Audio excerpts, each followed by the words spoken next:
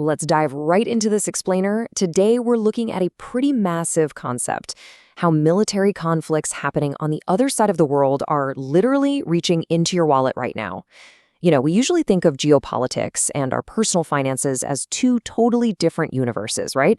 But as we're going to see, the decisions being made by defense ministries all over the globe are actually creating this massive, unstoppable economic ripple effect. Section 1. The global rearmament boom. To really get a handle on this, we have to start by looking at the sheer scale of the military buildup that's completely reshaping the global economy. So get this. In 2025 alone, global defense spending skyrocketed to an absolutely astonishing $2.63 trillion. Just let that number sink in for a second. Over $2.5 trillion. According to the International Institute for Strategic Studies, this is continuing a huge upward trend, right on the heels of last year's record-breaking spend. And what's wild is that this is all happening at a time when the world is already dealing with stubbornly high inflation and a pretty sluggish global economy. Now, if you break down exactly where all that money is flowing, the numbers are pretty eye-opening. Europe is experiencing a massive 12.6% real-term growth in defense spending. A lot of that is actually driven by Germany, which single-handedly accounted for a quarter of all European defense spending growth over just the last 2 years. Then, over in Asia, there's a 5.7% increase, which is largely driven by China and the sort of ripple effect of anxieties among its neighbors. And then the Middle East and North Africa, they're also seeing these historic surges, around 4.5%, fueled by ongoing regional conflicts. Basically, the whole world is arming up at the exact same time. Section 2. The shadow of war. So what does this historic worldwide military buildup actually do to the broader economic machinery? Well, let's break it down. The IMF's World Economic Outlook really connects the dots for us on the global economic fallout here. Right now, a staggering 40% of countries are dedicating over 2% of their total economic output straight to defense. But at the very same time, overall global growth is slowing down. It's expected to hit just 3.1% in 2026. On top of that, energy commodity prices are projected to jump by 19%, driven heavily by oil. So you put all that together, and it creates this super precarious situation where inflation expectations are hardening. Simply put, the economy is pumping the brakes right as the cost of living is hitting the gas. Now, you might be thinking to yourself, hey, doesn't all this military spending at least create jobs? Well, that brings us to a concept called the defense spending multiplier. This is basically a measure of how much a country's total economic output, its GDP, increases for every single extra dollar spent on the military. And sure, while defense spending absolutely offers a short-term industrial boost, creating jobs in manufacturing and aerospace, the IMF points out a really crucial caveat. If a country relies heavily on importing its weapons from somewhere else, that domestic economic boost, it completely leaks away. The money just leaves the country, which actually worsens trade balances instead of helping local growth. Section 3. Trapping the central banks. And this brings us to a really massive macroeconomic friction point. Here is the reality check. Governments are generally not paying for all these new weapons with new revenue. They haven't miraculously discovered a pot of extra cash lying around. In fact, 2/3 of the time, governments are borrowing heavily to finance these defense booms. They are essentially putting all this on the national credit card. And this deficit spending sets off a pretty dangerous domino effect. When a defense boom happens, public debt typically jumps by a full 7 percentage points within just 3 years. And if a country is in an active conflict, that debt spikes by an average of 14 percentage points. And just to be clear, this is not just an emerging market problem. Take the United States, for example. U.S. public debt is actually projected to rise to an incredible 142% of GDP by 2031. The bottom line is the world is taking on all this new military debt right when we're already stretched incredibly thin.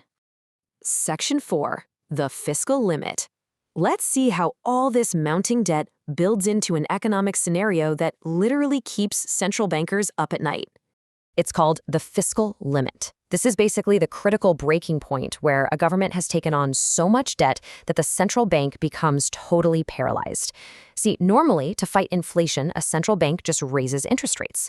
But when a nation hits this fiscal ceiling, monetary policy gets trapped. Why? Because raising interest rates would make the government's own debt payments literally impossible to afford. The central bank can't fight inflation without bankrupting the state. The Bank for International Settlements describes this constraint as an invisible ceiling on interest rates.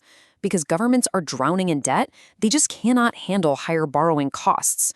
So, central banks are forced to step back and stop fighting inflation. And the result of that? A permanent inflationary bias, meaning everyday prices at the grocery store or the gas pump stay high for you and me, simply because the government can't afford the actual cure. Section 5. The civilian price tag. So who actually ends up paying the bill for all this geopolitical friction in macroeconomic gridlock? If the government is borrowing money like crazy and the central bank is trapped, where does the buck actually stop? Well, it stops with us.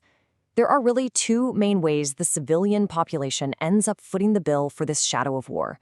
It's either through severe cuts to social programs, like defunding infrastructure, welfare, and safety nets to pay off the debt, or it's through direct tax hikes on consumers and businesses to fund the military operations outright. We're going to look at real-world examples of both these strategies from our sources. First up, let's take a look at India. Recently, their social sector budget, as a share of GDP, dropped to just 2.5%. That is the second lowest it's been in over a decade. It's even lower than it was back in 2014. Basically, to manage its fiscal deficit and keep up with debt payments, the government is having to prioritize fiscal consolidation over public welfare. This is a perfect example of the cut side of the equation.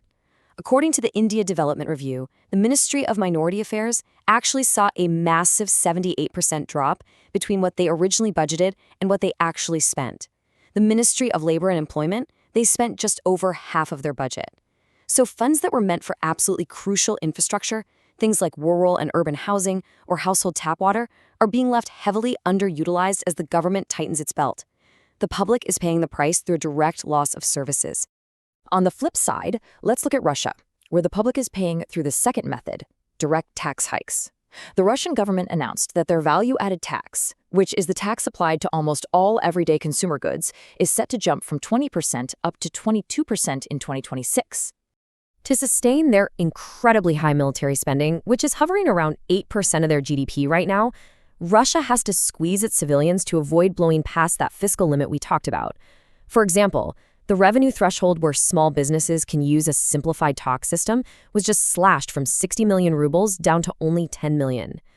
An analysis from Carnegie Politica points out that this effectively means much higher taxes for everyday places like your local convenience stores, beauty salons, and small IT companies. War expenses are quite literally being paid directly out of the pockets of the general public and small businesses to keep the military-industrial complex running. Section 6. Guns versus butter. And this brings us to what is really the ultimate classic economic dilemma of our time. The International Monetary Fund has issued a pretty stark warning here. They're emphasizing that with so many downside risks threatening the global economy right now, nations desperately need to rebuild their fiscal buffers. They need to focus on debt sustainability and spending efficiency. But those vital financial safety nets are currently being eaten alive by soaring defense budgets, rising debt costs, and slowing economic growth. Which leaves us with this one crucial final thought.